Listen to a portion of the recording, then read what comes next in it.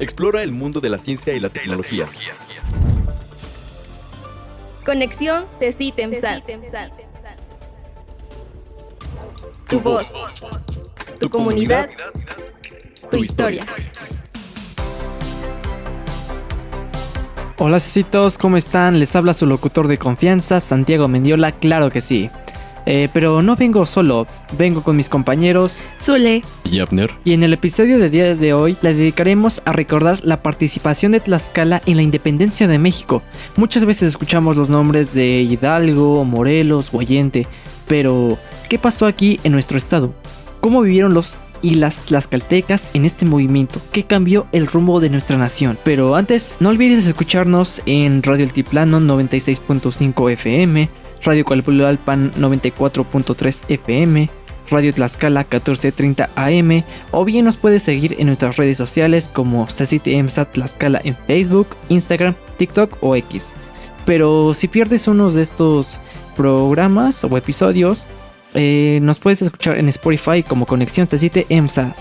Bueno, para empezar, ¿alguno de ustedes conocen algún personaje que estuvo en la independencia de México? Claro que sí, Abner. Bueno, normalmente siempre que pensamos en la independencia de México, los primeros nombres que se nos vienen a la mente, como ya lo dijo Santi, son los de Hidalgo, Morelos, Allende, pero pocas veces pensamos que hubo muchísima gente común que también participó, en esos entramos nosotros como tlaxcaltecas. Por ejemplo, estuvo Vicente Gómez de Huamantla, Francisco Ortiz Zárate de Apizaco, o Isidro Sánchez de la Vega, que fue militar, y pues aparte de ellos hubo un montón de tlaxcaltecas que, aunque no quedaron pues con sus nombres registrados, también participaron dando recursos o luchando en los ejércitos o como mensajeros. O sea, también hicieron un gran trabajo. Claro, como dice Zuli.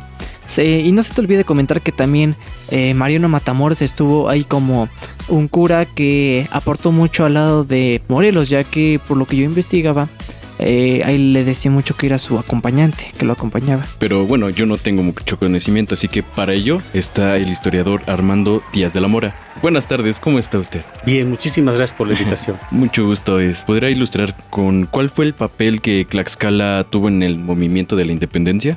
Claro que sí, muchas gracias primero por decir que los voy a ilustrar. Vamos a compartir algunos datos interesantes, algunos datos que tienen que ver con Tlaxcala y el movimiento de independencia. Antes, dos puntualizaciones. Mariano Matamoros tradicionalmente se dice que nació en Iztacuistla, pero está plenamente comprobado desde hace 60 años que nació en la Ciudad de México. Incluso su nombre fue quitado de la pared del Congreso del Estado porque se demostró que no nació en Iztacuistla. Y por ahí escuché algo de Ortiz de Zárate. No, él nació en Río Verde, San Luis Potosí. Fue representante en el Congreso de Apatzingán en 1814 de Tlaxcala. Ahorita vamos a platicar de esto, que es muy interesante, de Apatzingán y Tlaxcala. Nada más para hacer estas puntualizaciones, porque sí son los personajes más conocidos, los que mayor referencia tenemos en la historia. Hablar de la independencia en Tlaxcala, a veces entramos en los mitos, entramos en algunas realidades muy interesantes y entramos en los olvidos. Cuando digo mitos, es que no sé si ustedes lo han escuchado, todos los cecitos, no sé si lo han escuchado, que Tlaxcala estuvo siempre al lado de la corona y que Tlaxcala era muy realista y que Tlaxcala siempre estaba del lado de los españoles y no al lado de México. Eso sucede frecuentemente. Pues, ¿qué creen? Resulta que en 1808 todas las capitales de todas las intendencias, provincias y gobiernos que había en la Nueva España, todas firmaron documentos apoyando al rey de España cuando la invasión de Napoleón Bonaparte. Y esto es lógico. Si hoy hubiera un problema, todos los gobernadores de los estados, por supuesto que harían apoyo al gobierno legítimo, que es el de Claudia Sheinbaum. No tiene nada de extraño. Entonces, que no les digan que los tlaxcaltecas estuvimos en contra de la independencia. No es cierto. De hecho, Tlaxcala fue la única provincia que ofreció enviar soldados así de ese tamaño, enviar soldados a España para pelear contra Napoleón Bonaparte. Ni Guadalajara, ni Puebla, con todo respeto para los que nos están escuchando de esos lugares, ninguno del país ofreció enviar. Y Tlaxcala ofreció. Pero insisto, esto dentro de una lógica de la época, que no nos engañen de que es un mito de que Tlaxcala estuvo en contra de la independencia. No, al contrario, Tlaxcala tiene una participación importante en la independencia y aquí entramos en los olvidos. Hay dos personajes muy importantes en el movimiento de independencia que participan desde 1808 hasta 1824, cuando sale la primera constitución ya del México independiente, y uno de ellos es José Manuel de Herrera. José Manuel de Herrera, que nació en Huamantla, sacerdote, resulta que es diputado por Tecpan, lo que ahora es Guerrero, y va a estar con José María Morelos y Pavón. Este dato creo que no lo sabe mucha gente. No. Fue uno de los representantes de la primera constitución del Congreso de Apatzingán y es tlaxcalteca. Y por cierto, esto es uno de los olvidos, Tlaxcala fue reconocido en 1812 por Morelos como una de las provincias de la República. Antes, no de la República, mejor dicho, de la colonia, cuando estaban en este momento de independencia. No, República todavía no estaba. Tlaxcala fue uno de los 17 provincias también que en las Cortes de Cádiz de 1810 fue reconocido. Es decir, Tlaxcala tenía importancia. No era intendencia, no era una gran provincia, pero tenía importancia. ¿Me quieres preguntar algo? ¿Quieres hacer algún comentario? No, le estoy poniendo atención. Es que sí, la historia es algo que me fascina. Usted siga. Muchas gracias. Es que a mí no me quiero comer el micrófono. Por favor, interrúmpanme. Interrúmpanme porque esto no es un monólogo, es una plática entre todos. Es que ando alucinado escuchándolo. Muchas gracias. Entonces, fíjense cómo Tlaxcala es reconocido como provincia cuando mandan diputados a España, a las Cortes de Cádiz. Va a Guridi y Alcocer. Vamos a platicar de él. Es reconocido por Morelos, también como una de las provincias que firman la Constitución de Apatzingán de 1814. Y por encima de otros lugares, por ejemplo, Sinaloa en ese tiempo ni aparecía, y otros lugares, ¿no? Entonces, este señor Herrera, este sacerdote, está con Morelos, después va a ser embajador de la insurrección en Estados Unidos para hacer negociaciones, y cuando viene la independencia con Iturbide, que es el que logra la independencia en 1821, lo nombra como primer canciller. El primer secretario de Relaciones Exteriores de México nació en Huamantla, José Manuel de Herrera. Sí, agradecido porque yo también soy de Huamantla. Por supuesto, gente muy valiosa que surge. Y este José Manuel Herrera además va a ser después presidente del Congreso, lo que ahora es la Cámara de Diputados, va a ser su presidente en 1828. Es un personaje que se mantiene a través de los 11 años que dura la independencia y después, ya con la transición del 21 al 24 de la independencia de la Constitución, se mantiene vigente. El otro personaje que tenemos olvidado, y te vamos a platicar un poquito de las circunstancias que hubo en Tlaxcala durante la independencia. Otro de los personajes muy importantes es Miguel Guridi y Alcocer. Él va a ser el primer diputado de Tlaxcala en 1810, cuando se van a España, cuando no hay rey y se pide una constitución. Y resulta que Guridi y Alcocer, yo así lo he llamado, y lo digo en este momento públicamente, lo he llamado el precursor de los derechos humanos de toda América. Hidalgo, tú lo mencionabas, amiga, Hidalgo, siempre pensamos en él.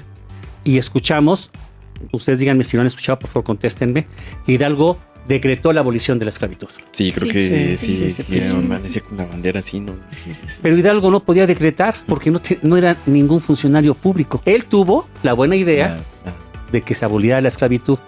Pero resulta que el diputado tlaxcalteca Guridi y Alcocer, el 6 de marzo de 1811, como diputado en tribuna, legalmente propuso la abolición de la esclavitud para toda América. No para Tlaxcala ni para México, para toda América. Impresionante. Impresionante. Y aparte de eso, el 4 de septiembre, apenas hace unos días, fue 4 de septiembre, también de 1811, abogó por los negros y pidió que las castas se abolieran y que los negros tuvieran los mismos derechos ciudadanos que los españoles y que los criollos.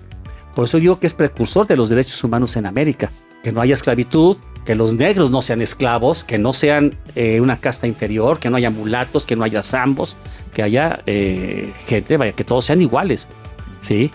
Es decir, son personajes importantísimos. Guridi va a regresar a Nueva España, todo el movimiento de independencia se va a mantener trabajando, y cuando Iturbide el 24 de febrero de 1821 genera el plan de independencia, el plan de Iguala, que está ahí escondido porque a veces no queremos reconocer que Iturbide es el que independiza a México, resulta que el vocal primero del gobierno que propone Iturbide, el vocal primero, es Guridi y Alcocer tlaxcalteca, el más importante cargo para un civil en el gobierno de transición, lo que significa que Iturbide confiaba mucho en Guridi y Alcocer y pensaba que era un personaje muy importante, que además pidió libertad de prensa, libertad de expresión, etcétera, etcétera.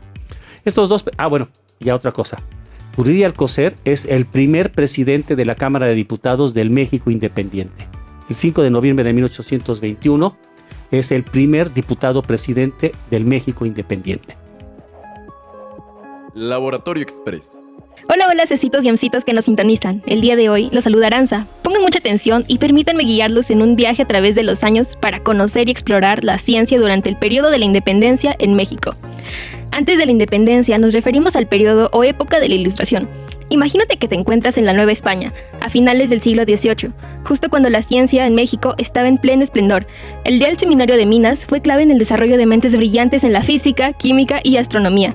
Un ejemplo es Andrés Manuel del Río, quien descubrió el elemento heronio, aunque más tarde le cambiarían el nombre a vanadio. Un poco más adelante, ya durante la independencia, fueron tiempos turbulentos y las cosas se pintaban algo difíciles, ya que recursos como la plata y el oro, los impuestos y productos naturales eran llevados a España, en lugar de usar ese dinero para construir escuelas, hospitales o para mejorar la vida de los mexicanos. Era destinado para otras cosas en España. Fue como si pusiéramos la ciencia en pausa para enfocarnos en construir nuestro país. Pero ojo, que los científicos de la época, como Manuel del Valle, quien enseñó química, Antonio León y Gama, quien hizo informes del clima y astronomía en México, o José Velázquez de León, que se dedicó a la astronomía y a las matemáticas, tenían la visión de que la ciencia jugaría un papel importante en el futuro. Después de la Guerra de Independencia, fue como el renacimiento científico, un periodo de entusiasmo, y la ciencia se convirtió en parte del Estado Nacional Mexicano, que se desarrolló a principios del siglo XX, impulsado por la necesidad de modernización y desarrollo de México, a través de la educación y creación de instituciones científicas, o la influencia de corrientes filosóficas que impulsaron el desarrollo económico y social.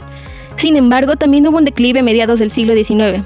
Pero no se preocupen, cecitos, que no todo estaba perdido. Durante el porfiriato a finales del siglo XIX y principios del XX, la ciencia resurgió con fuerza, ya que se crearon instituciones científicas y se impulsó la investigación original. Incluso llegaron el teléfono y el cine a México.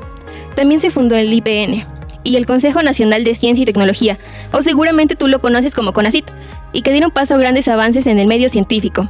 Así que ya lo saben, cecitos, la historia en la ciencia es como una montaña rusa, con momentos en la cima, otros en pausa y otros de renacimiento, pero siempre avanzando. Eso fue todo. Espero que les haya parecido tan interesante como a mí. Yo soy Aranza y sigan en conexión CECITEMSAT.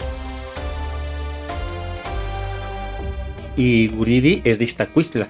Creemos que Matamoros es de Iztacuistla, pero realmente el que es de Iztacuistla es Guridi y Alcocer, y les digo, es un gran personaje, ¿no? Y incluso, bueno, también cuando se propuso anexar Tlaxcala a Puebla en 1824, Guridi fue el defensor de evitarlo, ¿no? Así es.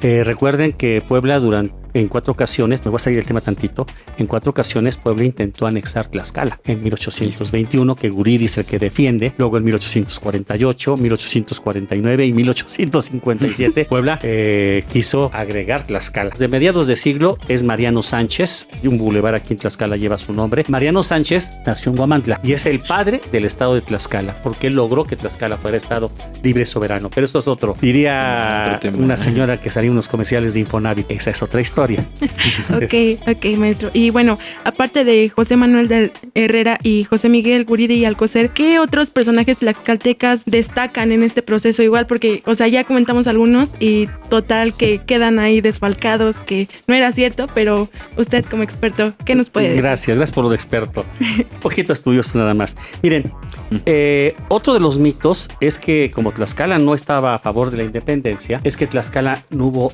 batallas, que no hubo grandes héroes, ¿sí? Eso también la gente lo dice y es común es más, está hasta escrito, muchas veces lo encontramos en la internet, que está escrito así, ¿no? De que Tlaxcala estaba en contra. Pero les voy a decir una cosa, si nos ponemos a buscar grandes batallas en Yucatán, grandes batallas en Sonora, grandes batallas en Baja California, en Nuevo León, en Coahuila, no los vamos a encontrar. El Teatro de la Independencia es Guanajuato, Querétaro, una parte de Jalisco, Guerrero, una parte de Oaxaca, Morelos, el Estado de México, el DF y una parte de Puebla. Tlaxcala, dentro de esa lógica, porque les digo, Tamaulipas tampoco tiene grandes batallas ni grandes, Veracruz tampoco los tiene, San Luis Potosí tampoco. Dentro de esta lógica, Tlaxcala entra. Tlaxcala no fue tampoco teatro de la guerra, tampoco fue sitio donde hubiera grandes batallas, pero sí se han encontrado, por ejemplo, 13 causas criminales en contra de ciudadanos, de vecinos en Tlaxcala, en que se les acusa de que había sedición, es decir, que estaban en contra del gobierno. Resulta que en 1814, Artazo, que por cierto ustedes pueden encontrar una placa ahí junto a los arcos del Palacio de Gobierno, de que él era el diputado y fue cuando se juró la Constitución y demás. Artazo, cuando se presenta en México como diputado local, que lo detienen, que lo meten a la cárcel porque lo acusan de que estaba a favor de los insurrectos. Tlaxcala, insisto, no tiene grandes batallas, pero sí hay mucho movimiento. Se ha encontrado, hay estudios muy interesantes. Esto los ha hecho Jesús Barbosa, un historiador muy importante, Carlos Bustamante, otro gran historiador de este periodo, Beto Chelhuanzi, hay muchos, Alberto Hernández, que han estudiado esto, y han encontrado que en Tlaxcala hubo escasez de alimentos, problemas económicos, problemas con la ganadería, problemas con el pulque, que era muy importante como industria, porque sí hubo, pero no batallas grandes, había una guerra de guerrillas, es lo que estaba sucediendo. Y entonces ahí es cuando entra Vicente Gómez, cuando entra Francisco Osorno, que además trabajaba hacia la zona norte, zona de Zacatlán y demás, y hacen este tipo de guerra de guerrillas, pero insisto, eran no grandes batallas, es uno de los mitos. No hay grandes batallas, pero tampoco hay que preocuparnos por eso, porque Tlaxcala sí participa de manera muy importante. Hay algo que a veces no reflexionamos. La independencia no se da porque O'Donoghue firmó los tratados de Córdoba. No. Cuando O'Donoghue firma estos tratados, finales de agosto de 1821, es porque Tlaxcala, por ejemplo, ya se había declarado independiente desde el 16 de abril de 1821. Lo que pasa es que O'Donoghue se dio cuenta que ya estaba perdida la situación y por eso firma los tratados. Algo que la gente no sabe, no reflexiona, es desconocido, es que desde el 16 de abril de 1821, 16 de abril, estamos hablando de 5 meses antes de la entrada de Iturbide a México y que se le considera la independencia, el 27 de septiembre. El 16 de abril, Tlaxcala es tomado por Nicolás Bravo y Tlaxcala ya se considera independiente desde abril y se confirma en agosto del mismo año. Es decir, Tlaxcala también se adelantó muchísimo a declararse independiente y a no reconocer ya la autoridad española y estar a favor del movimiento de Iturbide de 1821. Insisto, no hay grandes batallas, no hay grandes héroes militares, pero sí hay un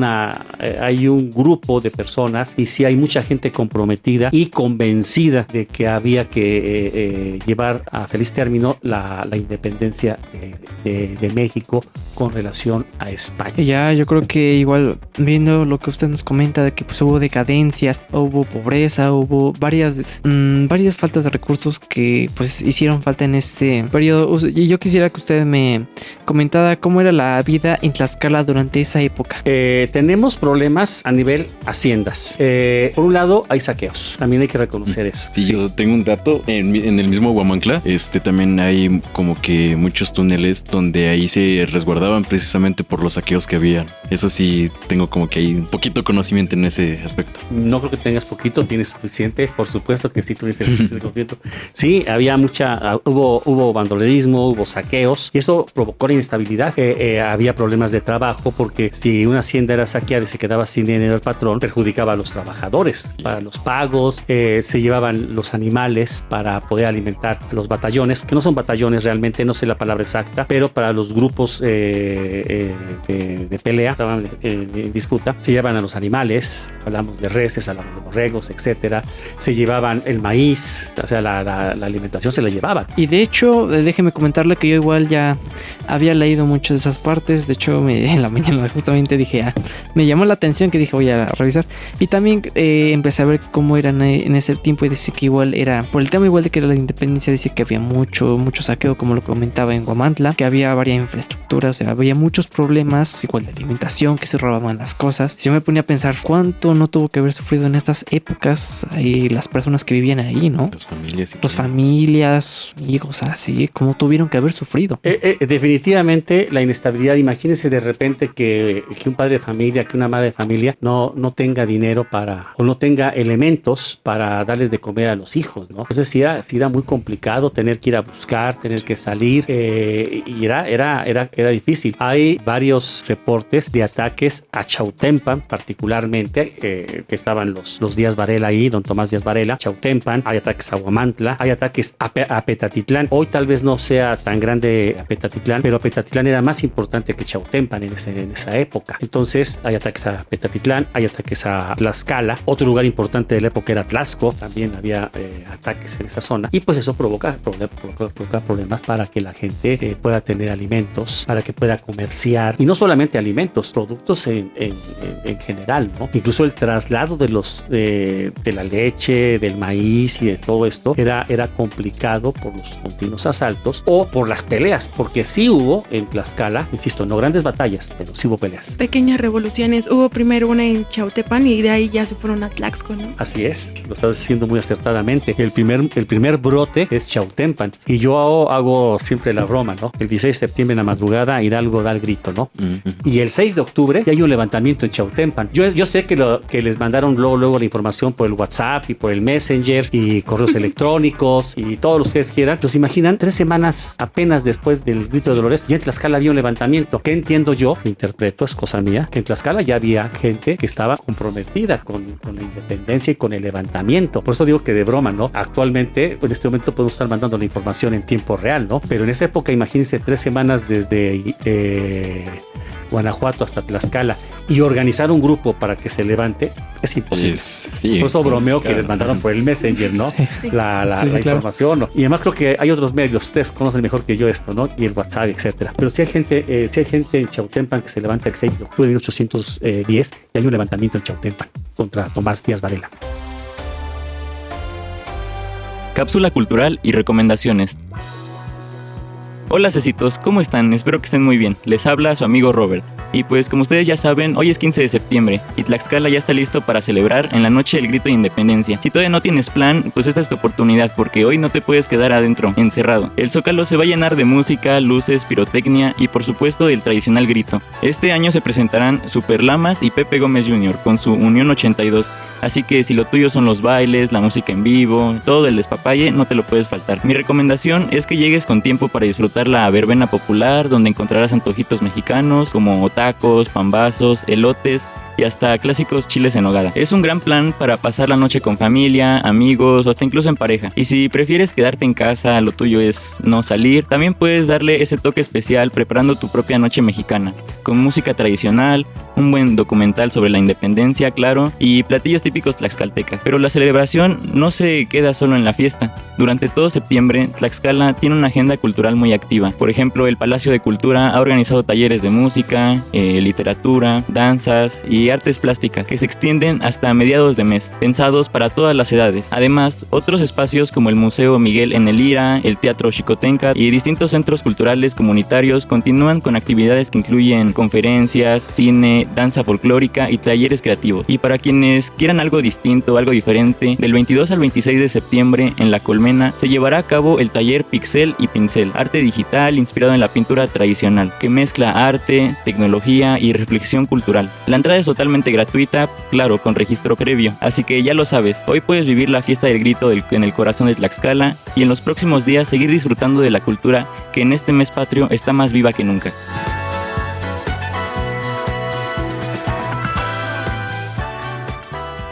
Profesor, ¿qué tipo de enseñanzas nos deja esta participación hoy en día? Pregunta interesantísima. Sí. Yo creo que lo que nos deja de enseñanza debe ser, el compromiso social que debemos tener. Quizás hoy no nos vamos a levantar en armas, quizás hoy no vamos a ir a apedrear como sucedió el Palacio de Gobierno, pero sí debemos luchar por mejorar nuestras condiciones sociales. Recuerden ustedes que en esa época no había CECIT. Duras penas los jóvenes de la edad de ustedes aprendían a leer y a escribir, tal vez hacer un poco de cuentas, era lo que se aspiraba, ¿no? Sí, claro. Porque no había más. Eso eran en las haciendas que luego tenían por ahí, una que otra escuela en alguna ciudad, ¿no? Sí. Entonces, esto nos debe llevar a sentirnos primero muy orgullosos de nuestro pasado, muy orgullosos de la gente que desde su trinchera, desde el que hizo un pequeño ataque, desde el que pasaba mensajes, lo mismo que Guridi, que propuso la abolición de la esclavitud. Los tlaxcaltecas somos gente que tiene valores, porque era gente que no tenía tanta información como nosotros, que no tenía tanto nivel educativo, pero que estaban muy seguros y muy convencidos de que era lo correcto para su familia y para la sociedad. Maestro, y bueno, ¿cómo se puede fortalecer la identidad en la juventud desde la historia? Hay que difundir la historia de manera muy importante en todas las escuelas, en todos los niveles. Hay que difundirla y difundir los valores que nos enseña la historia. Por supuesto, mostrar lo que está mal, lo que se hizo mal en su momento. También mostrarnos todo lo que se hizo bien, porque esto nos da un sentido de pertenencia, nos da un sentido de identidad, nos da un sentido de orgullo como tlaxcaltecas. Y al ser tlaxcaltecas, también como mexicanos. La historia para eso nos debe servir, para sentirnos orgullosos de lo que somos, ¿no? Hay que pensar en que esta gente, con sus acciones cotidianas, sin buscar, muchos de ellos sin buscar que se les reconociera, que se les hiciera estatuas o que tuvieran grandes posesiones o grandes recompensas, luchó desde donde estuvo, luchó por cosas mejores, insisto, para su familia y para su entorno. Entonces yo creo que eso es lo que la historia nos debe dar, ¿no? Sí, muchas gracias, profesor, por ilustrarnos, porque pues, como usted dice, no hay que dejar que el pasar del tiempo que desplace a ciertas personas que fueron muy importantes, como usted que dijo estas dos, no las conocía y pues las cosas que hicieron sí fueron muy, muy impresionantes, la neta. Sí, no, por supuesto.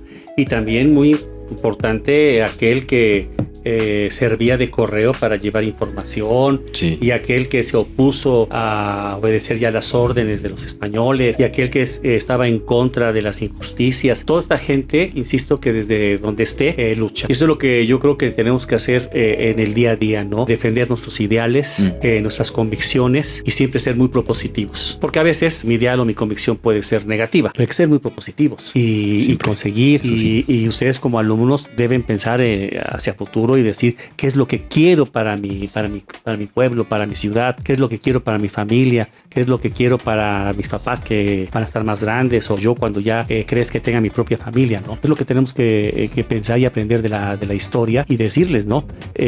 Yo tengo 4 hijos, tengo 3 nietos y yo quiero un México mejor para ellos, un Tlaxcala mejor para ellos, que ellos estén mejor que yo, que lo que yo viví. Entonces yo creo que esos son los anhelos que debemos tener, ¿no? Ser muy propositivos. Sí, de hecho, gracias a lo que usted comentaba, se amplía más mi forma de ver las cosas. Por ejemplo, si ya aún debo de sentirme más tlaxcalteca y también aprender de ello, de cómo esas personas que estuvieron en su momento, cómo es que ellas vivieron a esa pobreza, aprender qué es lo que tengo y cómo puedo mejorarlo tanto para mi pueblo, para mi ciudad y mi país. Porque yo me ponía a ver leer noticias de Tlaxcala y el tiempo atrás y me daba cuenta que es muy diferente. Y ahorita por eso digo gracias a que tengo lo que tengo, porque vivir en estos tiempos es un tiempo que acababa todo. Pero aún así yo creo que lo importante es aprender y difundirlo con cada una de esas personas, que aunque ya muchos no se interesan, pero apuesto que cada día una que otra persona se siente más Tlaxcala. Sí, y yo creo que nos deben inspirar estos personajes, insisto, toda esta gente, hayan estado al frente o hayan estado atrás, nos deben inspirar y debemos soñar y debemos pensar en grande y debemos decir qué es lo que quiero hacer de mi vida y lograrlo. Pues a lo mejor pienso en 100 cosas, pero logro 50, pero las logro y no me quedo con una o con 2 o con 3 no, sí se puede. Y hay que pensar en grande, y hay que soñar, y hay que creer en lo que podemos hacer nosotros. Y esta gente nos da ese ejemplo. Creer en uno mismo, creer en lo que uno quiere, nos lleva a resultados, nos lleva a encontrar lo que necesitamos para ir avanzando como sociedad, para ir avanzando como núcleo, pues. Claro, sí, entender el pasado y también, bueno, entender que hubo personas que hicieron sacrificios para que nosotros pudiéramos tener oportunidades y estar en donde estamos el día de hoy. Bueno, pues, historiador Armando Díaz de la Mora, fue un gusto y un placer tenerlo aquí. Esperamos, pues, seguir viéndonos y muchas gracias, de verdad. Muchísimas gracias a todos ustedes. Muchísimas gracias y saludos a todos los cecitos. Bueno, pues la verdad sí estuvo muy interesante la plática que nos dio el profesor. Yo sí, la verdad, había muchas cosas que de verdad no sabían, pero Zuli, ¿qué nos puedes comentar? Ahí como para recalcarlo. No, pues la verdad, a mí sí me gustó, estuvo muy padre. Pues como dices, hay cosas que no sabemos o personajes no reconocidos. El día de hoy, pues, nos dio una gran enseñanza, yo creo que a todos nosotros, sí, y a los cecitos que nos están escuchando.